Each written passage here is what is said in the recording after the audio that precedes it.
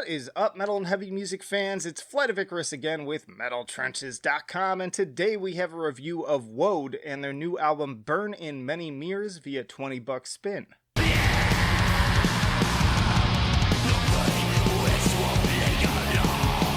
And hey, if you like to be kept up to date with the best and brightest metal bands and albums from the underground and above, then stick with me by hitting that subscribe button down below.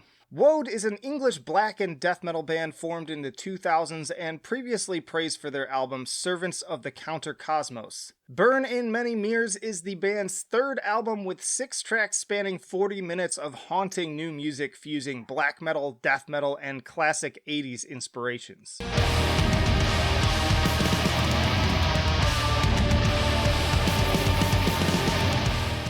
Right from the top, Lunar Madness is pure black and death metal. I love how big and triumphant the intro sounds on this one with the big bombastic riffing. It's the perfect fusion of bouncy, old-school death metal chord progressions and blackened tremolos, setting up the album on a really high note. Then we get that incredible transition to the raging D-beats and tremolos, and it's off to the races at that point.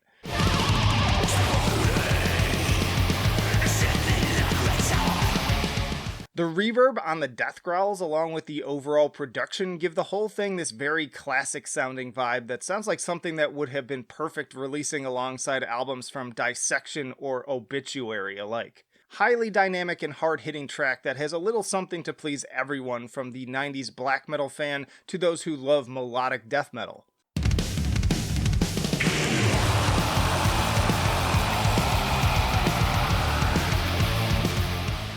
Wode then keep that same energy moving into Serpent's Coil, which after kicking off with an almost painkiller-worthy drum solo, power right into more scathing blackened tremolos alongside a righteous growl. And not satisfied to simply just ride that out, which they easily could have, they then quickly transition into a rollicking and highly infectious heavy metal-inspired start-stop riff complete with earworm early Gothenburg-esque melodies on the lead guitar.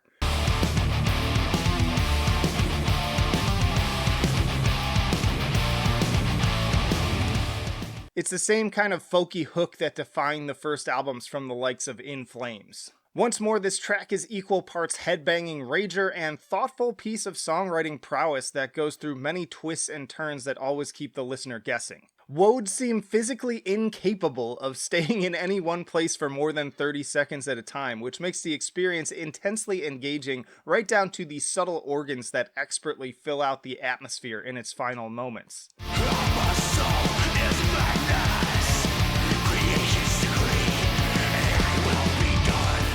Fire in the Hills was another easy favorite, taking more of a tribulation direction with its moody, gothic aesthetic and slower pacing. It's both the perfect salve to soothe the burns left by the previous 2 scorchers, and also just another fun song when played in isolation.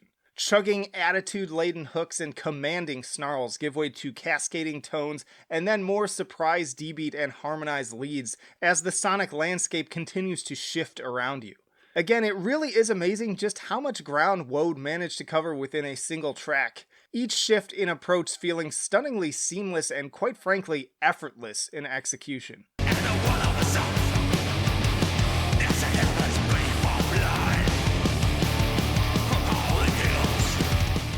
Ever onwards, we're driven forward on this morbid roller coaster. More organ, more endless waves of memorable riffs, more imposing death snarls to back you into the corner like a frightened animal. It's almost like drinking from a fire hose in terms of how much Wode hits you with, yet always handled with the utmost level of care. In the hands of a lesser band, this could all derail into a complete train wreck of too many ideas. But that's never the case with Burn in Many Mirrors.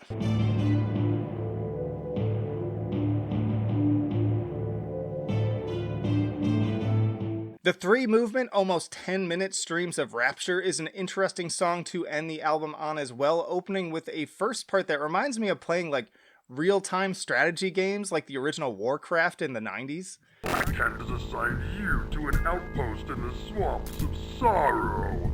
There really is no place that Wode will not go in their clear quest to drop their best album to date. And even though this song isn't my favorite on the album, it serves as a great summary of the concepts covered and a perfect way to close out the album on an especially grand note. I particularly enjoy the very shamashi chanting part and further harmonized guitar soloing around the final third.